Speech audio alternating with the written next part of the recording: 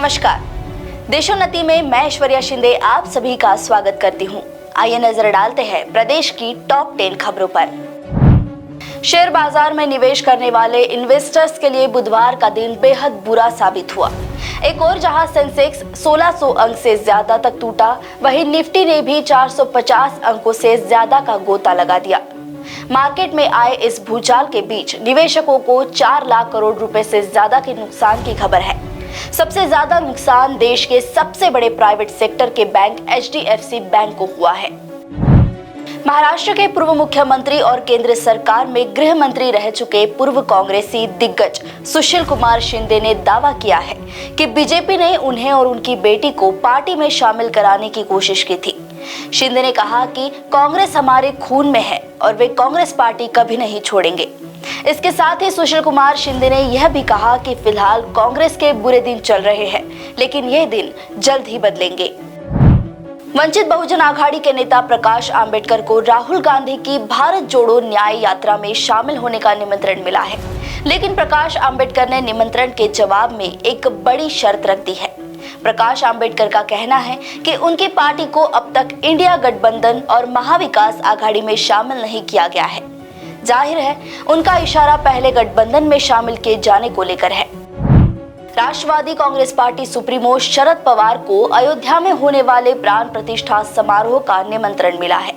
निमंत्रण मिलने के बाद शरद पवार ने श्री राम जन्मभूमि तीर्थ क्षेत्र के महासचिव चंपत राय के प्रति आभार व्यक्त करते हुए कहा कि प्राण प्रतिष्ठा पूरी हो जाने के बाद वे समय निकालकर दर्शन के लिए जरूर आएंगे और तब तक राम मंदिर का निर्माण भी पूरा हो चुका होगा। विधानसभा अध्यक्ष राहुल नार्वेकर द्वारा दिए गए फैसले के बाद भी उद्धव ठाकरे गुट की मुसीबतें कम होने का नाम नहीं ले रही है। ताजा घटनाक्रम के तहत बॉम्बे हाई कोर्ट ने शिंदे गुट दायर याचिका पर उद्धव की शिवसेना को नोटिस जारी किया है। इस याचिका में उद्धव गुट के 14 विधायकों को अयोग्य न ठहराने के फैसले को चुनौती दी गई है। शिंदे गुट की मांग है कि उद्धव की शिवसेना के 14 विधायकों को अयोग्य घोषित किया जाए। मराठा आरक्षण आंदोलन के हीरो कहे जाने वाले मनोज जरांगे ने महाराष्ट्र सरकार से मांग की कि वो 54 लाख मराठों को 2 दिनों के भीतर कुणबी जाति प्रमाण पत्र जारी करे। जरांगे ने चेतावनी देते हुए कहा कि अगर कोई निर्णय नहीं लिया गया तो वे 26 जनवरी को होने वाले अनिश्चितकालीन अनशन के लिए 20 जनवरी को मुंबई के लिए रवाना हो जाएंगे। रेल कॉरिडोर पर जारी काम के मद्देनजर गुरुवार 18 जनवरी को मुंबई पुणे एक्सप्रेसवे 6 घंटे के लिए बंद रहेगा। 18 जनवरी को सुबह 11 बजे से शाम 5 बजे तक यहां चिखले ब्रिज पर काम किया जाएगा और इस कारण से यातायात को वैकल्पिक मार्ग पर डाइवर्ट किया गया है। प्रशासन द्वारा वाहन चालकों को असुविधा से बचने के लिए वैकल्पिक मार्गों का उपयोग करने की अपील की गई है। मुख्यमंत्री एकनाथ शिंदे ने विपक्ष द्वारा दावोस दौरे को लेकर की जा रही आलोचनाओं का करारा जवाब दिया है। शिंदे ने कहा कि दावोस यात्रा में किसी तरह की फिजूल खर्ची नहीं हुई है और इस यात्रा पर खर्च होने वाले एक एक पैसे का हिसाब महाराष्ट्र की जनता को दिया जाएगा। स्विट्जरलैंड के दावोस में आयोजित इस विश्व आर्थिक सम्मेलन से महाराष्ट्र सरकार को 3,10,000 करोड़ के MOU पर हस्ताक्षर किए जाने की उम्मीद है। महाराष्ट्र के पूर्व CM और शिवसेना UBT के चीफ उद्धव ठाकरे ने विधानसभा अध्यक्ष राहुल नार्वेकर और मुख्यमंत्री एकनाथ शिंदे को खुली बहस की चुनौती दी है।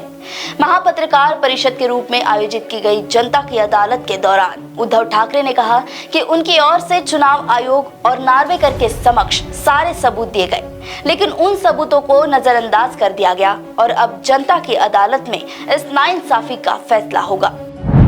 उद्धव ठाकरे द्वारा दी गई चुनौती के बावजूद विधानसभा अध्यक्ष राहुल नार्वेकर ने एक बार फिर अपने फैसले को सही ठहराया है। उद्धव द्वारा महापत्रकार परिषद में दी गई चुनौती पर जवाब देते हुए नार्वेकर ने कहा कि शिवसेना का 1999 का संविधान यह तय करने के लिए वैध था कि कौन सा गुट वास्तविक शिवसेना है और उन्होंने सुप्रीम कोर्ट के दिशा निर्देशों के तहत ही अपना फैसला दिया है। तो प्रदेश के टॉप 10 खबरों में आज बस इतना ही। फिर मिलेंगे कुछ अन्य खबरों के साथ, तब तक देखते रहिए देशोन्नति। नमस्कार। ठळक घडामोडींसाठी देशोन्नति न्यूज चॅनलला सबस्क्राइब करा आणि बेल आयकॉन प्रेस करा।